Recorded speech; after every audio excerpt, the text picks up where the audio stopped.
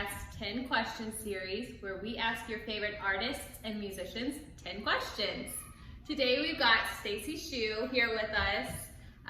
He is a bass player and he plays for multiple bands in the East Texas area, and he is super sweet and super talented. So, you ready, Stacy? Sure.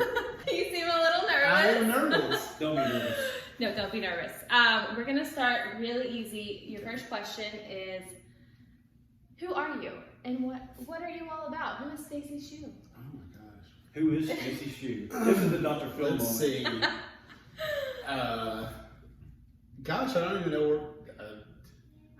I'm a guy. You're a guy. I'm a guy. I'm a local musician. Grew up in Athens, live here in Tyler. I play bass guitar. I work at Kaiser Musical. Married and got 2 kids. I've got 5 cats. Oh, I didn't know you had cats. 5 cats. 5 cats are all rescues, yeah. Wow. So, As a bass player, you get to play with a lot of artists. And so my question for you is, all of the legendary artists that have performed on this world that you followed and looked up to, out of all of these people or bands, who would you have liked to have imagined yourself playing for if you had a choice, if you had a chance to do that? it's a band called The Church from Australia. If I could play in any band, that would be it, but I'm not Australian. And No, this is all big deal. I'm just asking, like, your fantasy, who would it be? Yeah, The Church. Yeah. You've seen them several times in concert. Right? All right, very cool. I figured that was the answer because you talk about them a lot, so I just wondering. Okay, Cool. Why did you choose the bass guitar? Oh, that's a weird question.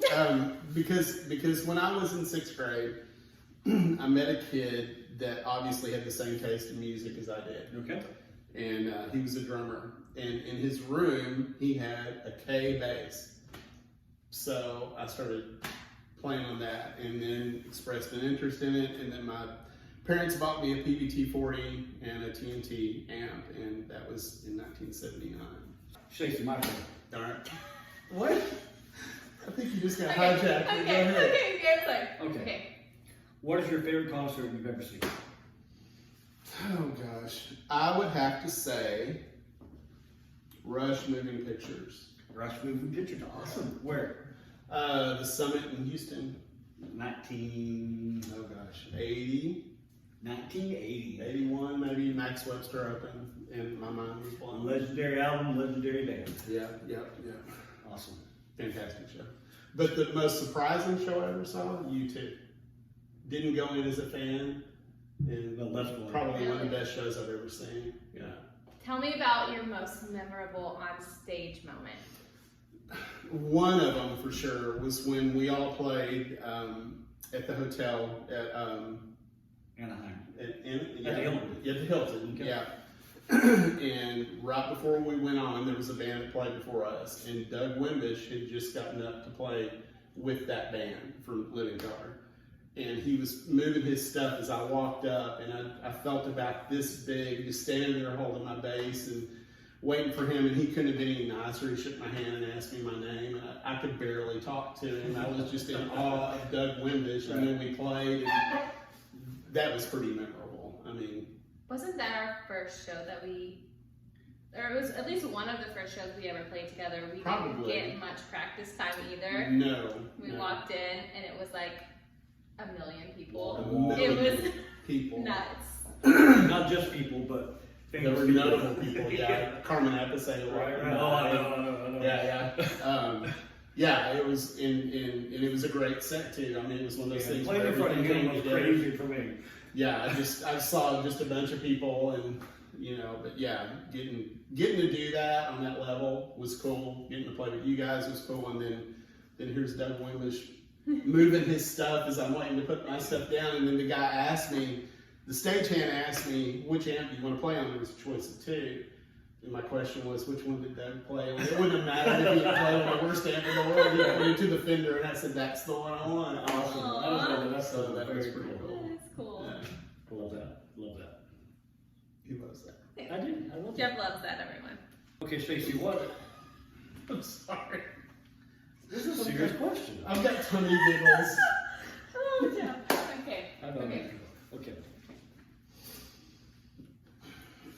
Okay, Stacy, what bass player have you emulated in your life or tried to kind of, I wouldn't say mimic, that's a bad word, but kind of portray what he has done on stage in your own Or she. life? That's fair. It's different phases for me. I mean, growing up as a metal kid, it was people like Gene Simmons or Steve Harris from Iron Maiden. As I've gotten older, it kind of leans back that way too. Geezer Butler from Black Sabbath, playing a lot of Americana and country and stuff that I play now.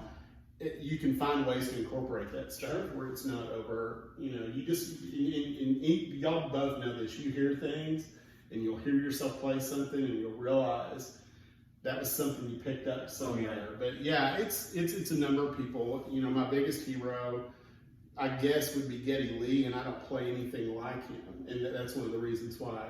You know, anything I hear him play, I can't play like that. I mean, such a talented bass player. Yeah. And keyboard player. Yeah. But Geezer Butler would be the guy that comes to mind. Awesome. Yeah. What is your favorite song of all time? Favorite song of all time? There's so many. I know. But if I had to pick one, it would be by the Church. Okay. It's called North, South, East, and West. It's off of Starfish, which was that was my introduction to the band. How do we listen to that number? I will send it to you. Send it to me. It's a Okay, great cool. song. Everybody listen Cool. to it. Yeah. As a musician, what's the best part about being a musician and some of the worst parts about being a working musician? Best part is, it sounds kind of corny, but it's the communal thing that happens. It's the communication.